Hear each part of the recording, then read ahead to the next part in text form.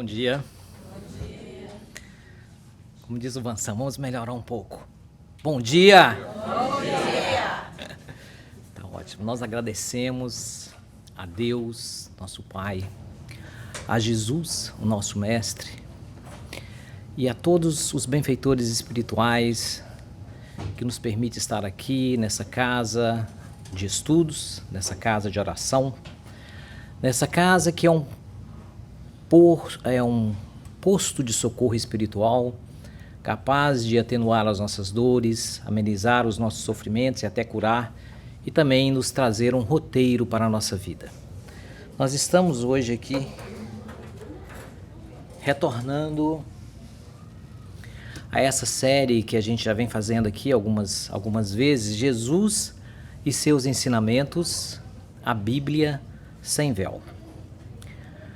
Porque, na verdade, desde que Jesus veio, a gente percebe assim que houve um eclipse dos ensinamentos do Mestre, ficaram encobertos por muito tempo, dificultando o nosso entendimento e nos distanciando dele. Com a chegada da doutrina dos Espíritos e com o trabalho de irmãos dedicados na doutrina, expoentes de luz e de amor, como Honório Abreu, lá nas Minas Gerais, Terezinha Oliveira, em Campinas, São Paulo e muitos outros, foram trazendo assim, nos ensinando como é que é tirar o véu, como é que é nos aproximar de Jesus. Porque às vezes só o contato, sem conhecer essas técnicas, fica um pouco mais desafiante. Então, dentro desse tópico, a gente sempre reserva um tempo, e hoje nós vamos reservar um tempo para rever um pouco o que é tirar o véu dos ensinamentos de Jesus. E como a gente vai trazer alguma ideia de como se faz, a gente espera aí que numa segunda parte do nosso estudo, vocês fazem a interpretação. Combinado? Combinado. Muito bem. Se a gente olhar, vamos voltar lá no Velho Testamento e a gente olhar o Pentateuco Mosaico, que foram os primeiros 5 livros bíblicos escritos por Moisés. E a gente ir bem lá no início, na Gênese, e irmos mais no início ainda, no primeiro versículo, a gente vai ver que Moisés registra dessa forma. No início, Deus criou no singular, os céus e a terra. Então ele faz essa trindade da criação, Deus, um único, criou os céus e a terra. Aí a gente caminha no tempo, e a gente vai lá no Livro dos Espíritos, pergunta 27, quais são os elementos da criação? Então os Espíritos respondem, Espírito e matéria, e acima dos dois está Deus.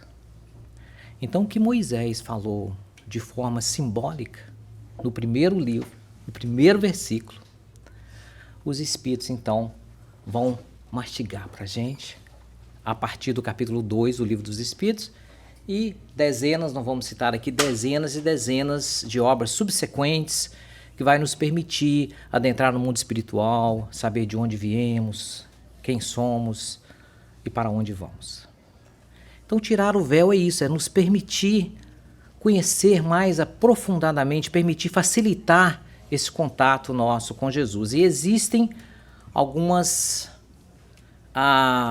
itens que nós vamos observar antes de vocês entrarem na reflexão da parábola da pesca maravilhosa, né? Hoje até sendo Páscoa, não pode comer carne, mas peixe está permitido. Então vamos pescar daqui a pouco, mas vamos ver o que seria tirar o véu. Primeiramente, a realidade da época. Naquela época, Jesus, espírito puro, quando nós falamos puro, o espírito que tem todo o conhecimento moral, todo o conhecimento intelectual ao seu mais alto nível. Não tem nada intelectual que ele não saiba e nenhuma virtude moral que ele não tenha. Então, o espírito puro veio à Terra para encontrar quem? Nós, que naquele tempo, muitas vezes até nos dias de hoje, andamos nas trevas, andamos na escuridão, sentimos falta de luz. Então, dentro desse quadro, a gente vê o Espírito de luz que chega e ele teria que dar um roteiro para nós que estávamos lá naquela época. E uma particularidade é que mais ou menos 95% que estavam lá eram iletrados. Não sabíamos naquela época nem ler nem escrever.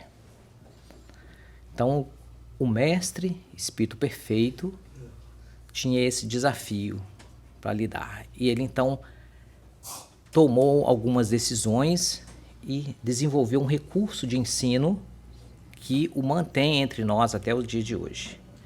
Quais foram os recursos utilizados? Primeiramente, e esse talvez é o mais importante, o sentido geral e o sentido minucioso, pormenorizado e espiritual. Então, tudo que ele trouxe, ou muitas coisas do que ele trouxe, havia, vamos dizer, duas faces. Uma face geral, que todo mundo olha e fala, isso aí é assim. E alguma coisa mais profunda dentro daquele mesmo ensinamento, que para se compreender era preciso ter ouvidos para ouvir e olhos para ver. Por isso que muitos, naquele tempo e até os dias de hoje, leem e não compreendem. Então, essa técnica, essa forma de trazer de duas maneiras, foi não somente trazida por Jesus, mas também por várias doutrinas daquela época. Leon Denis, no livro Depois da Morte, faz referência a essas doutrinas no primeiro capítulo, onde ele vai chamar das doutrinas secretas.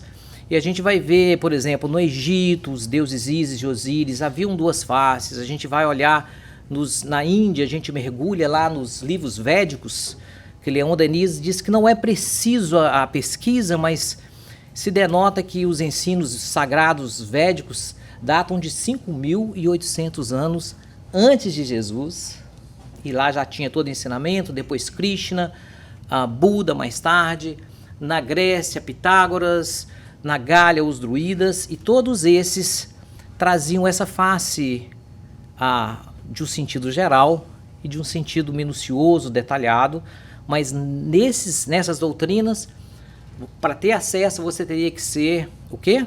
Um iniciado. Você tinha que, às vezes, dedicar a sua vida inteira, enquanto com Jesus, ele trouxe para todos nós. Então, vamos dar um exemplo.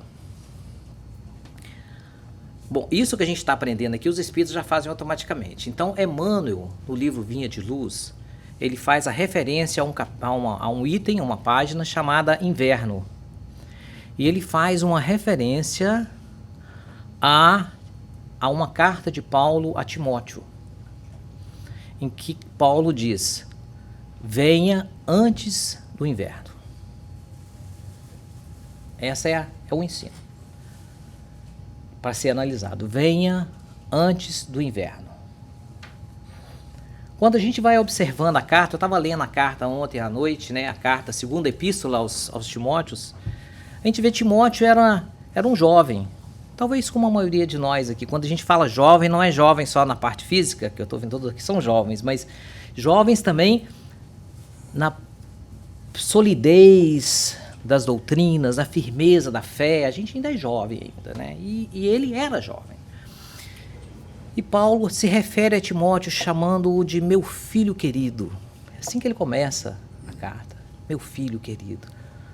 E vai se referindo a ele, fala com ele das potencialidades, lembra ele que ele é filho de Deus, que ele tem uma potencialidade, que ele já tem recursos para ele escolher o melhor caminho, mas que ao mesmo tempo ele devia ficar vigilante, procurar cultivar palavras sãs. E aí nessa conversa ele começa a falar, porque a gente sabe que todo crescimento requer trabalho, requer esforço. E aí Paulo vai falando com ele, olha, nós tivemos um problema com esse irmão ali, nós tivemos esse outro problema, esse aqui está doente. Não é tudo a mil maravilha, não. Esse aqui está daquele jeito. E aqui as pessoas te saúdam, Timóteo. E olha, venha antes do inverno. As pessoas aqui te mandam um abraço, a gente manda um abraço para as pessoas, nossos irmãos aí. E Jesus te abençoe e termina a carta. E Emmanuel tira esse pedacinho ali da carta e fala, venha antes do inverno. Então, o sentido geral. Qual seria o sentido geral desse ensinamento? Nós estamos falando aqui de uma pessoa que está do outro lado do Mar da Galileia, que é um mar pequeno, mas que oferecia dificuldades de navegação no período do inverno. Então é natural que tomasse cuidado para não navegar no inverno, porque o barco poderia afundar. Eu imagino que o Mar da Galileia talvez seria, penso eu, que mais ou menos o tamanho dos grandes lagos ali nos Estados Unidos, e a gente sabe que tem muitos barcos que afundam lá nos grandes lagos, porque quando entra as tempestades, as ondas ficam muito fortes, e era assim também lá na Galileia. Sentido geral. Mas o próprio Emmanuel, na análise, ele fala assim, agora vamos mobilizar os nossos observações para o sentido espiritual.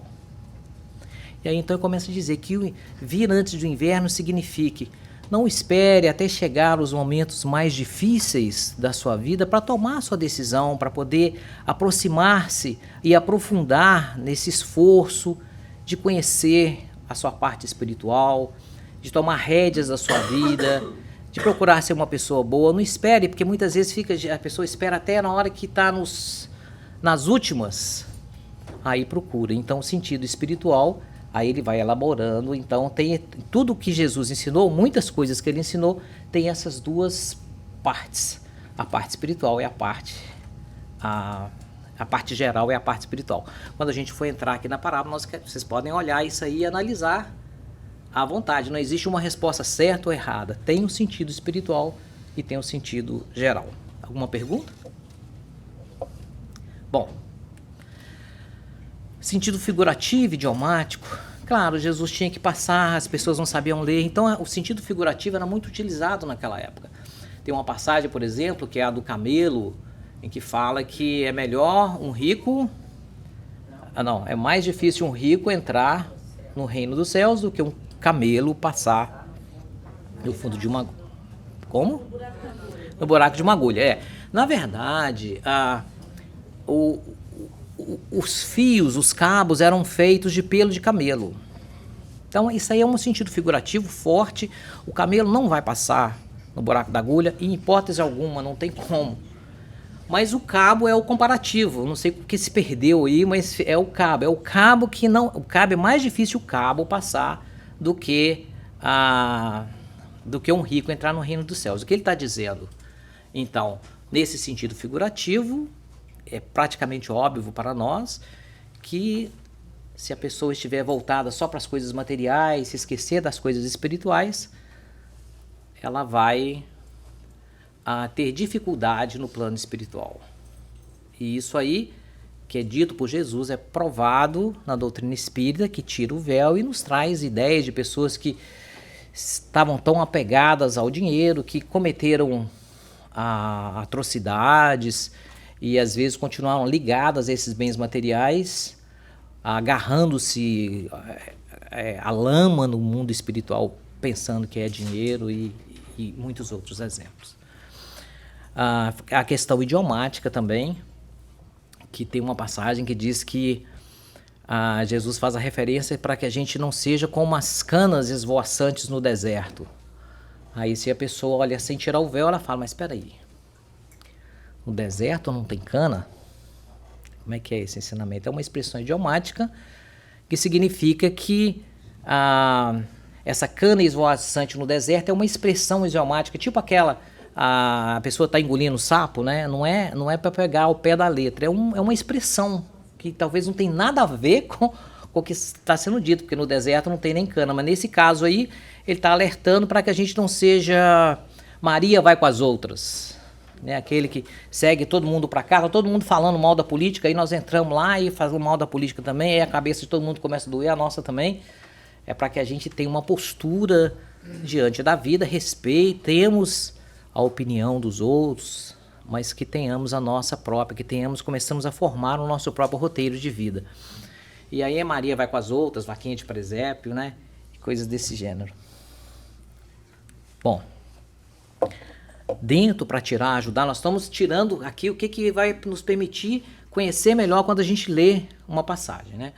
Então nós temos aqui o contexto anterior e posterior à lição. Isso aí ajuda muito, porque tem muitas passagens, a gente pegar ali aquele contexto, a gente vai ficar assim meio na dúvida o que significa. Por exemplo, a figueira que secou, que é uma passagem muitas vezes questionada por muitos, antes dela acontece aquele episódio no templo em que Jesus entra e eles estão vendendo as coisas lá, utilizando o templo de forma inadequada. Depois tem a passagem de Jesus entrando triunfal em Jerusalém e todo mundo cumprimentando o mestre, para uma semana ou duas depois, todo mundo fugir na hora que ele mais precisava, no momento da crucificação. Então, aí nesse meio termo da passagem no templo, da entrada triunfal, aí ele passa ali no caminho de Jerusalém para como é que chama a cidade lá? Jerusalém para Betsaida, né? Não é Betsaida, não. Onde é que tem os 3 irmãos? De Jerusalém para... Onde é que morava eu me esqueci. Betânia, começa com B. Betânia, são ali 4, 5 quilômetros ali, né, de Betânia, onde tinha os 3 irmãos. Jesus ia muito em Betânia, então ele fazia aquele trajeto ali, aí tinha a figueira, ele conta o caso da figueira, mas é baseado no contexto histórico para a gente entender melhor. Mesma coisa o filho pródigo, né, a gente fala assim, o filho pródigo, aquele saiu de casa, foi recebido, como é que é isso? No início do capítulo 15, Lucas vai dizer que eles estavam questionando, mas Jesus, olha só, faz as curas aí, mas ele anda com pessoas de má vida, pessoas que erraram muito, ele anda com essas pessoas, como é que fica isso, né? Por que ele anda com pessoas de má vida? E aí Jesus, em resposta, antes do filho pródigo, ele conta a passagem da ovelha que se perde. E uma coisa que nós todos podemos pensar, né, que nós somos todos pastores, a gente pensar assim, nós temos 100 ovelhas, você tem 100 ovelhas, tem ou não tem? Tem, aí ele acabou de confirmar, tem 100 ovelhas, uma ovelha se perde, você juntou essas 99 lá, como é que é seu nome? Wesley. O Wesley tem nas 99 ovelhas lá, ele olhou, contou, tem 99, tá faltando uma, vocês acham que o Wesley vai ficar com aquelas 99 e vai esquecer da outra? Ele vai buscar a ovelha, não é? Então, olha o contexto, aí depois dessa passagem, aí ele conta o filho pródigo, né? Então, para a gente tirar o véu, às vezes é preciso, a gente está lendo, não está entendendo, mas peraí, vamos ler esse capítulo todo aqui, vamos ver qual é o contexto em que está sendo apresentado, porque aí a gente vai aproximar mais, né? Talvez no filho pródigo, porque é uma passagem tão profunda, a gente aproveita ela de qualquer maneira, mas quando a gente olha o contexto, a gente se aproxima mais dos ensinamentos. Bom, isso tudo aqui eu sei que todo mundo está guardando, aí nós vamos ver isso na prática, que vocês vão fazer daqui a pouquinho. Sentido poético e às vezes repetitivo, claro, porque as pessoas não sabiam ler, então tinha que falar às vezes em sentido poético e às vezes repetitivo, como por exemplo a passagem meu Pai, tu és uma lâmpada para os meus pés e uma luz para o meu caminho. A mesma coisa dita de 2 maneiras diferentes para reforçar, porque para a pessoa lembrar, memorizar, né, a passagem que todos nós conhecemos, os primeiros serão o quê? E os últimos? É a mesma coisa, né, dito de forma poética para facilitar a memorização. Isso também tem parte dos ensinamentos. É uma parte, escreviam muito em forma poética, porque se a pessoa não sabe ler, você conta a história. Os salmos eram músicas para poder auxiliar. Outro recurso utilizado é o sentido essencial e minucioso dos movimentos. Então, quando a gente vê assim, entrou, saiu, afastou-se, a gente vai lá na primeira parte que a gente falou que era mais importante, fala qual o sentido disso? Né? O que significa, por exemplo, Jesus, nas bem-aventuranças, ele olha as pessoas, aí ele sobe, assenta e ensina. 4 verbos, eles são encadeados nas bem-aventuranças ali. Aí cada passagem fala assim, olhou para quê? Para ver para quem que ele ia ensinar. Subiu porque para a gente ensinar, a gente não pode, a gente tem que se preparar para ensinar ou para falar alguma coisa, né? Então ele sobe, né? Tem a passagem de Jesus que fala nesse período de transição que a gente está vivendo, ele fala: e aqueles que estiverem na Judéia subam para os montes. Porque os nossos benfeitores, os espíritos dirigentes do centro, eles estão lá. Então, se a gente quer esse intercâmbio, quer sentir mais segurança, mais apoio, mais carinho, mais compreensão, mais estudo, a gente tem que se preparar para ir. Então, Jesus sobe, chega lá, ele assenta, é uma outra expressão que a gente poderia elaborar também, porque assentar significa ficar tranquilo ali, se tornar mais no mesmo nível das pessoas, e aí então ele ensina. Então, para a gente, não é à toa quando a gente lê um versículo bíblico e está entrando, saindo, sempre tem, a gente pode aproveitar isso para fazer a interpretação, porque foi escrito com essa intenção. A gente está acabando aqui, muita coisa, né? Sentido espiritual ou pormenorizado do tempo, a mesma coisa. Dia, noite, manhã, todos essa questão, o inverno que a gente viu, tudo tem uma questão pormenorizada do tempo e a linguagem limitada e de sentidos múltiplos, porque muitas vezes foi escrita e tinha às vezes uma palavra, tinham vários sentidos. O português, eu acredito que é muito detalhado. O português a gente sempre fala mais um pouquinho, como se todo mundo fosse carioca, dois, né? Mas o português, naturalmente, tem mais conteúdo. A gente que está aqui, a gente vai escrever alguma coisa aqui utilizando o português para traduzir para o inglês, quem olha assim para analisar, fala, tem muita coisa aqui, vamos cortar um bocado, tem que ser uma linguagem mais objetiva. Quando se torna objetivo, uma coisa passa a significar várias. Então aqui, por exemplo, nos Estados Unidos, se a pessoa fala assim, eu amo, né? Isso aí tem um sentido bem mais comum do que às vezes no Brasil, né? Pelo menos na minha época, que não faz muito tempo no Brasil, quando você fala, para você falar eu amo alguém, você pensa muitas vezes antes, né? Aqui a pessoa ama o macarrão cheese, a pessoa ama o carro, a pessoa ama a casa, tudo é amo, né? Mesma coisa o odiar, né? Às vezes a gente assusta aqui, não sei se alguém de vocês assustou aqui já, quando a pessoa fala eu odeio isso, né? Você odeia, né? Porque eu odeio, talvez pro português tem um sentido claro e objetivo. Aqui não, aqui I hate the movie, né? Eu odiei o movie. Odiou o movie? É porque fez alguma coisa com você. Então tem esses sentidos. E naquela época havia uma palavra muitas vezes significando várias coisas. Então a gente tem que saber abrir o leque dentro do contexto geral de que Jesus, o Espírito puro, veio nos ensinar para que a gente não devaneie e comece a interpretar de uma forma errônea, né? Aquele que, olha a passagem de João aqui, ó. Aquele que odeia sua vida neste mundo, a preservará para a vida eterna. Então, esse odeia aí não seria bem o sentido de odiar, seria o sentido mais de dar valor às coisas espirituais. Tem esse aqui, então, que é mais requer mais pensamento ainda, reflexão. Se alguém vem a mim e não odeia seu pai, e sua mãe, e sua mulher, e seus filhos, e seus irmãos, e suas irmãs, e a sua própria vida, não pode ser meu discípulo. Então aqui é um sentido que a gente vai ver aqui, que esse sentido é uma linguagem limitada que está sendo colocada aí, porque o odiar aqui não pode ter esse mesmo sentido, porque não faz, é contraditório com todos os ensinamentos de Jesus e com tudo que a gente vê. Então, o que a gente pensa então? Se a gente vê assim, o que ele quer dizer aqui, esse não odeia é assim, não dê mais, não esqueça seus valores espirituais e pense mais nele. Bom, alguma pergunta? Agora que vocês já estão treinados, a gente pode passar então para a passagem que a gente vai interpretar. Eu só queria pedir, porque tem alguém que está traduzindo, então a pessoa...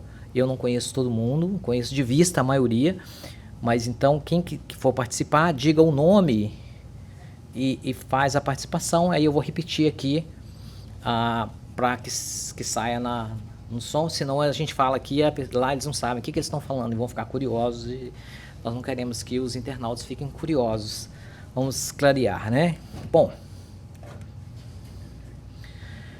vamos pescar?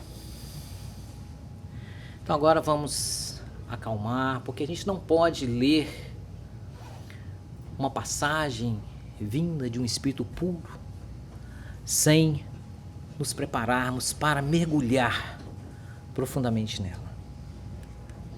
Nós vamos primeiro passar a passagem, depois nós vamos aí parte por parte. E entrando num dos barcos, que era de Simão, pediu-lhe que o afastasse um pouco da terra e, assentando-se, ensinava do barco a multidão. E quando acabou de falar, disse a Simão: faze-te ao mar alto e lançai as vossas redes para pescar. E respondendo Simão, disse-lhe: comandante, havendo trabalhado toda a noite, nada apanhamos, mas porque mandas, lançarei a rede. E fazendo assim, acolheram uma grande multidão de peixes e rompia-se-lhes a rede.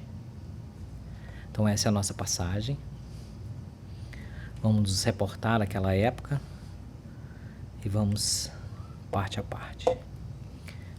E entrando num dos barcos, que era de Simão, pediu-lhe que o afastasse um pouco da terra e, assentando-se, ensinava do barco a multidão. Então nós vamos facilitar aqui aos poucos. E entrando num dos barcos. Vamos começar por aí. Perguntas fáceis, ok? De quem que era o barco? De Simão. Simão utilizava o barco para quê? Vou perguntar de novo. Ele entrou num barco. O barco era de quem? Ele usava o barco para quê?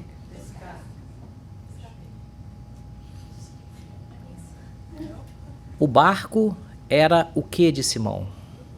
Um instrumento de trabalho.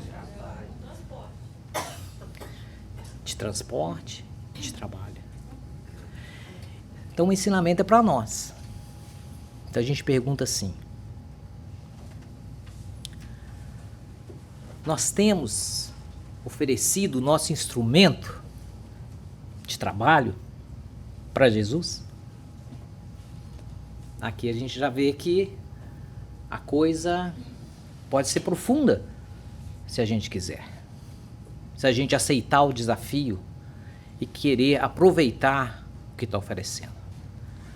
Quais são os nossos recursos que a gente tem? Simão, vocês falaram muito bem, tinha o barco. Nós temos um corpo saudável? Temos? Nós temos estudo da doutrina? Nós temos dons? Nós temos ouvidos? Nós olhamos? Os recursos que temos são colocados a favor para que Jesus utilize? A espiritualidade pode contar com a gente hoje e sempre. Havia um velhinho chamado Ananias, velhinho. Jesus foi procurado porque precisava que ele ajudasse lá a retornar a visão a Paulo. Então Jesus vai lá e por visão ele fala assim: Ananias. E Ananias fala assim: velhinho, eis-me aqui, Senhor. A gente é assim? Se precisar dar um conselho no vizinho ali, nós estamos prontos? Os nossos passeios na internet, no Facebook, são elucidativos? Ajudam? Veja como é que a nossa história começa. E pediu a Simão que afastasse um pouco da terra. Nós estamos tirando o véu aqui, com os recursos da primeira parte. Né? Então aqui, ó, o que a gente está vendo aqui? Afastasse um pouco da terra. O que a gente pode interpretar no sentido espiritual? A terra seria o quê? Como? Nosso egoísmo. Nosso egoísmo. Como é que é seu nome? Luziana está dizendo que a Terra pode ser vista como o nosso egoísmo. E aqui afasta um pouquinho para poder abrir campo para outras coisas, não é verdade? Muito bem colocado. Mais alguma coisa? A Terra, às vezes é preciso afastar. Tem uma passagem que a minha esposa gosta muito do Haroldo, que ele fala de desmisturar, né? Manter integridade espiritual. Às vezes é preciso desmisturar, porque não dá para misturar tudo ali, né? Às vezes, como? Não, tá. Bom, e assentando-se, a gente poderia explorar o assentando-se, né? Quer dizer, assentando-se, acalmou, assentou para conversar. Ele ensinava do barco à multidão. Mais alguma coisa? E quando acabou de falar, disse a Simão: faze-te ao mar alto e lançai as vossas redes para pescar.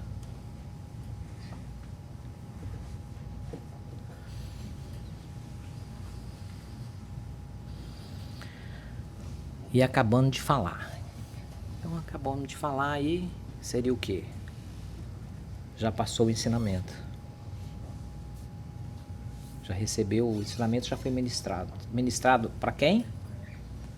Para multidão, para nós. E aí, o barco, a gente pode dizer que já está restaurado. Já está renovado. Está no cais. E a pergunta para vocês é essa: o barco está no cais, renovado, bonito. O ensinamento veio de Jesus, tocou o nosso coração no dia da Páscoa. O barco renovado deve ficar no cais ou deve ir para o alto? Deve ir para o alto mar. Então, quando a gente se sente forte, a gente tem que ir para o alto mar. Mais alguma coisa? E lançai as vossas redes para pescar. E aí a gente vai desenvolvendo mais alguma coisa.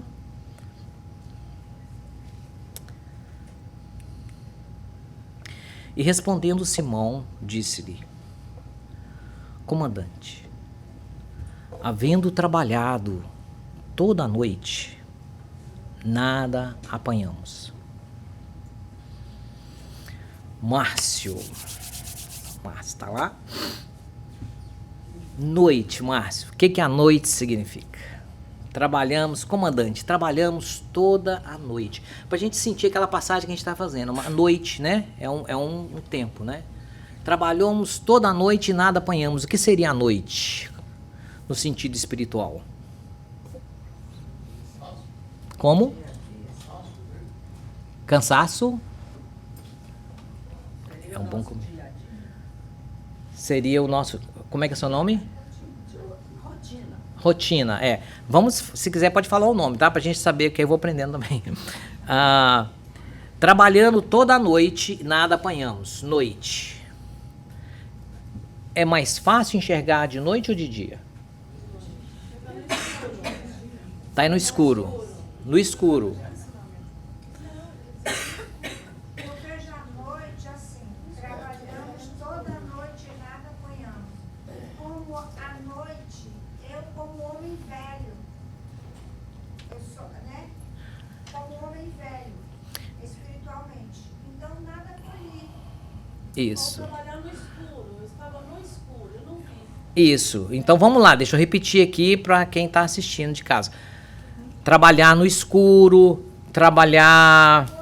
É um homem velho que trabalha... O velho que eu digo é os nossos valores antigos. Os nossos valores antigos, não está renovado, ainda está na noite da escuridão do passado. Muito bem. Muito bem. Então, a noite pode ser isso mesmo. A noite pode ser aquele período em que você não enxerga, em que você não é produtivo. E muitas vezes a gente insiste na noite. A gente não está vendo, mas a gente quer, mas não está preparado. Tem certos locais da espiritualidade que não é todo mundo que entra, não. Nós podemos desdobrar durante o sono, chegar numa determinada local e chegar lá e falar, meu amigo, espera um pouquinho aí, porque daqui para frente tem que ter uma vibração mais elevada. Vai se melhorar, depois você volta. Nós já ouvimos casos de pessoas que em desdobramento saíram em grupos, mentores e amigos juntos, e de repente nesse caminhar, nesse volitar, que seria uma paisagem, um caminho maravilhoso, um dos presentes estava agarrado com fios lá atrás de problemas, e os três estavam indo, e uma pessoa querida próxima ligou, falou para o mentor, ei, e ele? Querendo puxar. Aí ele falou, ele tem que se soltar. É ele que tem que se soltar.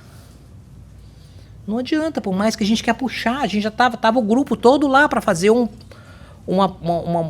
movimento de experiência. Então, nosso esforço tem que ser muito constante. Esse ensinamento aqui, que a gente traz daqui para lá, porque quando a gente fala, a gente é o primeiro a aprender e a boca está mais perto dos meus ouvidos, é porque tá tarde. Já tá quase noite pra gente. E nós não estamos apanhando nada. A gente tem que tomar uma decisão de refletir mais a fundo, de tirar o véu, abrir o coração, buscar a espiritualidade e falar, me ajudem. Tô cansado. 2019. Tantos amigos nossos já estão lá na frente, torcendo por nós. E a gente aqui ainda, vivendo na noite dos nossos problemas. Então, sem apanhar nada. E aí, Pedra, diz assim, mas por que mandas, lançarei a rede.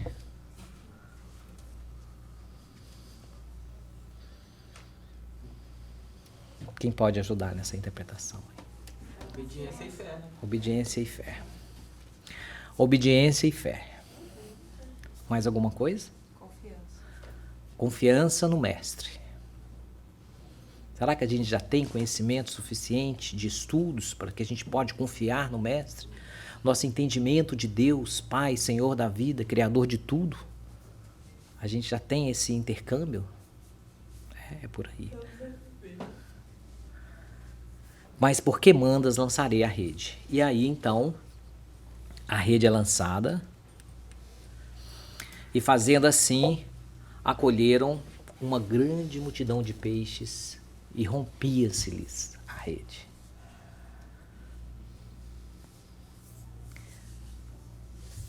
E aqui a gente vai vendo, então, quando a gente segue o conhecimento, quando a gente segue o roteiro, né, a direção, a gente recebe uma abundância de recursos, a gente se sente forte.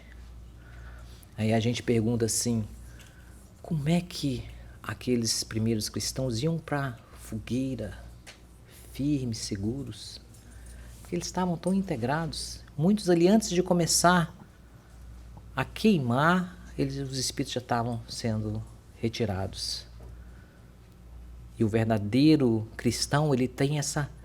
né, Paulo, ele falava, às vezes, aqueles contrários que vinham persegui-lo, a calma, a serenidade, a certeza da filiação e da união com o Pai impressionava os soldados.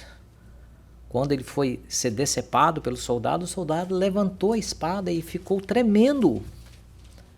Não tinha coragem de cortar a cabeça porque sentia ali uma força. É Paulo que fala com ele, cumpra o seu dever.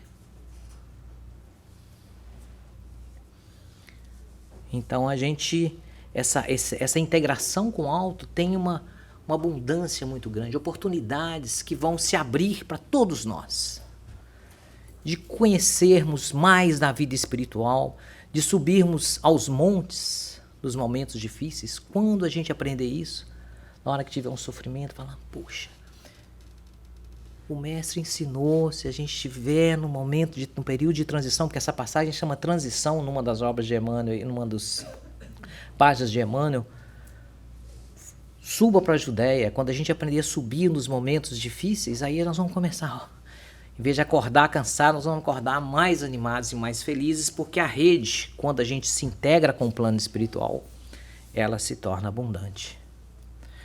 Então, para que a gente possa concluir nossa reflexão da noite, nós vamos perguntar. Primeiro, agradecer a todos que participaram e saber se tem mais alguém querendo falar alguma coisa.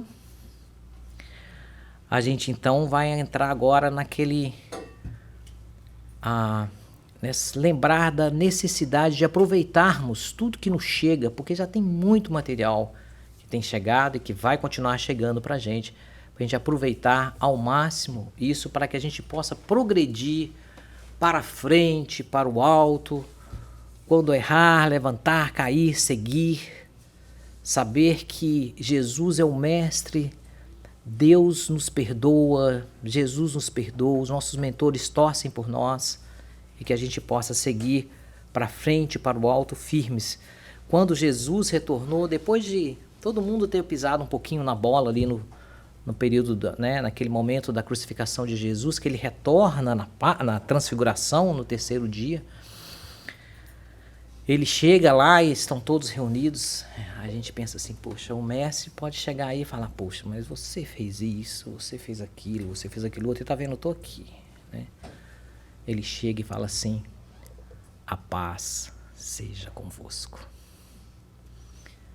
Não é sobre errado ou não errado, é sobre a finalidade da vida, que é para a gente progredir, e a gente tem que aproveitar ao máximo. Então, para a gente fechar, a minha esposa é a editora técnica dos vídeos, ela fez esse vídeo muito bonito sobre aproveitar, de Emmanuel, e que a gente vai fechar então com ele, pedir para apagar as luzes. E fica o fechamento aí com esse vídeo.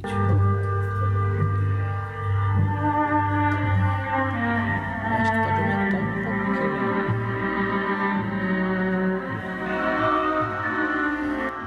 Leitura do livro Caminho, Verdade e Vida, de Chico Xavier, pelo Espírito Emmanuel.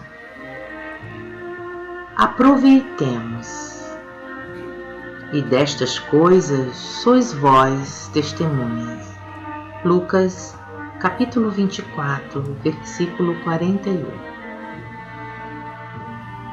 Jesus sempre aproveitou o mínimo para produzir o máximo. Com 3 anos de apostolado, acendeu luzes para milênios, carregando pequena assembleia de 12 companheiros, renovou o mundo. Com uma pregação na montanha, inspirou milhões de almas para a vida eterna. Converte a esmola de uma viúva em lição imperecível de solidariedade, corrigindo alguns espíritos perturbados, transforma o sistema judiciário da terra, erigindo o amai-vos uns aos outros para a felicidade humana. De 5 pães e 2 peixes, retira o alimento para milhares de famintos. Da ação de um Zaqueu bem intencionado, traça programa edificante para os mordomos da fortuna material. Da atitude de um fariseu orgulhoso, extrai a verdade que confunde os crentes menos sinceros. Curando alguns doentes, institui a medicina espiritual para todos os centros da terra. Faz de um grão de mostarda maravilhoso símbolo do reino de Deus.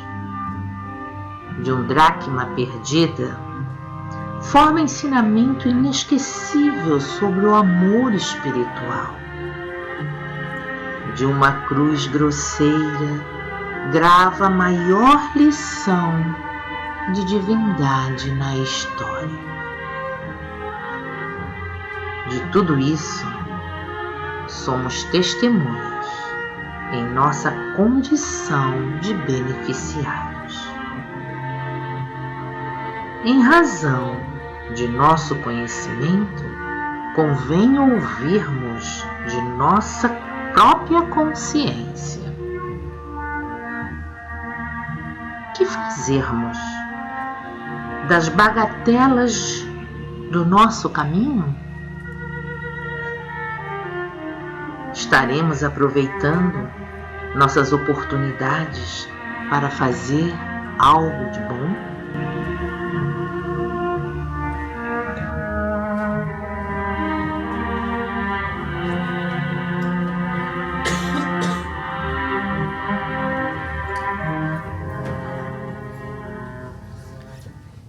Jesus nos abençoe. Obrigado.